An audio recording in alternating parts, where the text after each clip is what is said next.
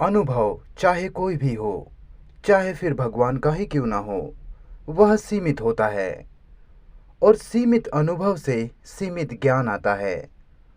सीमित ज्ञान से सीमित यादें बनती है। और उन यादों से बनता है विचार, जो सीमित है। और विचार बनाता है आपके धर्म, आपकी सरकारें, वह भी सीमित है। वो सब सीमित है जो विचार से निकलता है। और जो सीमित है वह संघर्ष लाता है, उसमें द्वंद्व होता है, वह कभी पूरा नहीं हो सकता। तो क्या कहीं ऐसा कर्म है जो समय में ना जन्मा हो, जो समय के पार हो? सर जरा संभल कर, मैं इसे समझाने जा रहा हूँ। किसी भी क्षेत्र में ज्ञान पाने के लिए समय की ज़रूरत पड़ती है। उसमें समय लगता है। एक दूसरे को जानने के लिए समय की आवश्यकता होती है। अगर आप इसमें ज़्यादा सहभागी हो तो उसमें समय लगता है। तो हमारे सारे कर्म, हमारी क्रियाएं ज्ञान और समय का ही नतीजा है।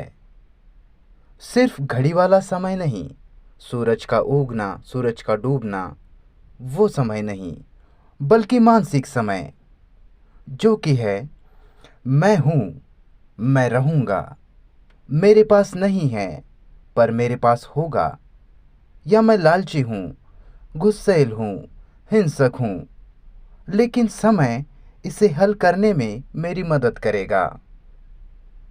तो समय, ज्ञान और विचार ने मिलकर हमारा मस्तिष्क बनाया है, हमारा मन। तो हमारा कर्म, हमारा कृत्य इसमें से ही जन्म लेता है। अगर आप बारीकी से इसका परीक्षण करें तो आप पाएंगे कि हमारी सारी क्रियाएं, हमारे सारे कर्म इसी से ही जन्म लेते हैं, निर्मित होते हैं।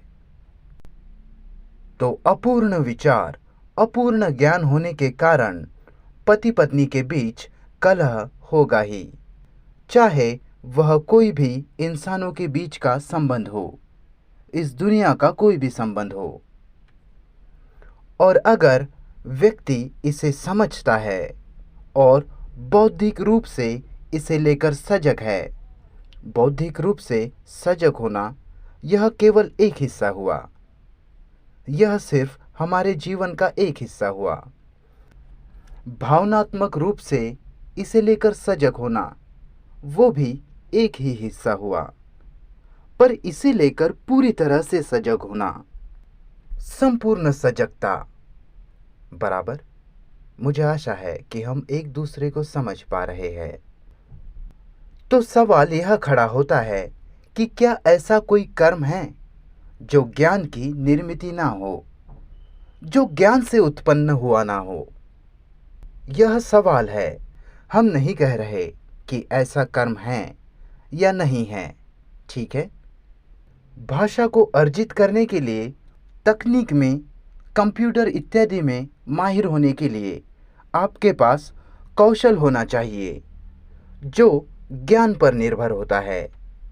वहाँ यह ज़रूरी है। हम पूरी तरह से अलग बात कर रहे हैं, जो कि है हम मानसिक रूप से ज्ञान के द्वारा कृत्य करते हैं, कर्म करते हैं। मैं आपको कुछ सालों से जानता हूँ। मैंने आपके बारे में छवि बना ली है और उसी ज्ञान के ज़रिए मैं आपके साथ रहता हूँ। मेरा आपसे बर्ताव, मेरे कर्म उसी ज्ञान से जन्म लेते हैं, बराबर। हम मानसिक याददाश्त की खोजबीन कर रहे हैं, जहाँ से कर्म होते हैं। देखिए सर, हम बहुत जटिल और कठिन चीज़ से जा रहे हैं। अगर आप नहीं करोगे इसे तो मैं कुछ नहीं कर सकता। अगर आप अपना दिमाग लगाओ तो यह बड़ा सरल है, इसे करना आसान है। अगर आप संभल कर इसे सुनोगे तो। सिर्फ यही नहीं सुनना कि बोलने वाला क्या बोल रहा है, अपना खुद का मस्तिष्क भी इसमें लगाओ। अगर आप यहाँ सो रहे हैं या सूर्य प्रकाश में बैठकर आनंद ले रहे हैं तो फिर मैं इसमें कुछ नहीं कर सकता। आपको इसे ध्यान देना होगा। मानसिक तौर पर हमने बड़ा ज्ञान एकत्रित किया है जिसमें से हमारे कर्म हो रहे हैं। हमारी हर चाल उसी ज्ञान से संचालित हो रही है। हमारा ज्ञान स्व केंद्रित है। मुझे चाहिए या मुझे नहीं चाहिए, मैं लालची हूँ तो मैं परिपूर्ण होना चाहता हूँ, संभोग चाहता हूँ इत्यादि। तो मनोवैज्ञानिक मानसिक तौर पर हमने छवि बना ली है, खुद की और दूसरों की भी। वह छवि, वह चिन्ह, वह शब्द ही हमारा ज्ञान है। स्व केंद्रित ज्ञान जिसमें से हम कर्म करते हैं, अनिवार्य रूप से यह स्वार्थी है ना? और जब स्व केंद्रित अवस्था से कर्म होता है तो ऐसा कर्म नुकसानदायी होता है, जिसमें हानि होती है। वह एकाकी कर्म है।